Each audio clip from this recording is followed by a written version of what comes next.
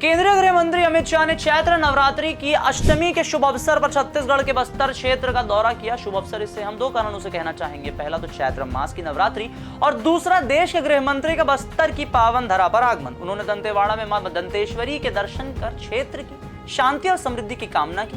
बस्तर पंडुम कार्यक्रम में भाग लेते हुए उन्होंने नक्सल प्रभावित इलाकों को विकास की मुख्य धारा से जोड़ने का संकल्प दोहराया और नक्सलवाद के खिलाफ सरकार की रणनीति को स्पष्ट रूप से जनता के सामने रखा।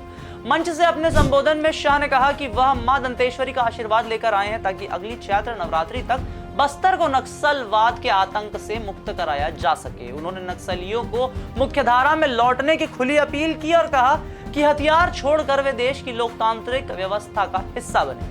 अब क्या है भारत सरकार की पूर्ण संरक्षण नीति, क्या दिया जा रहा है शिक्षा की दिशा में जोर, करेंगे सभी जानकारी आपसे साझा। नाम हमारा आशीष गुप्ता और आप देखना शुरू कर चुका है NH24/7 डिजिटल। गृह मंत्री ने यह भरोसा दिलाया है कि जो भी नक्सली आत्मसमर्पण करेगा उसे भारत सरकार और छत्तीसगढ़ सरकार की ओर से पूर्ण सुरक्षा और संरक्षण दिया जाएगा। उन्होंने यह भी स्पष्ट किया कि सरकार का उद्देश्य किसी की जान लेना नहीं बल्कि शांति और विकास सुनिश्चित करना है। उन्होंने यह भी कहा कि चाहे कोई कुछ भी कर चुका हो, यदि वह हथियार डालकर आत्मसमर्पण करता है तो उसे संरक्षित किया जाएगा और जीवन में नई शुरुआत का अवसर भी मिलेगा। शाह ने नक्सलियों के आत्मसमर्पण के आंकड़े भी साझा किए। उन्होंने बताया कि वर्ष 2024 में 881 नक्सलियों ने आत्मसमर्पण किया, जबकि 2025 की शुरुआत से अब तक 521 नक्सली मुख्यधारा में लौट चुके हैं। यह दिखाता है कि सरकार की रणनीति असर तो दिखा रही है और नक्सली भी अब विकास की ओर बढ़ना चाहते हैं।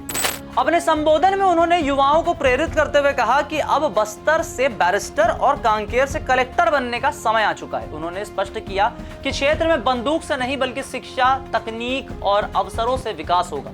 शाह ने कहा कि अब हाथ में बंदूक नहीं बल्कि कंप्यूटर की जरूरत है ताकि आदिवासी युवा राष्ट्रीय मुख्यधारा से आगे बढ़ सके।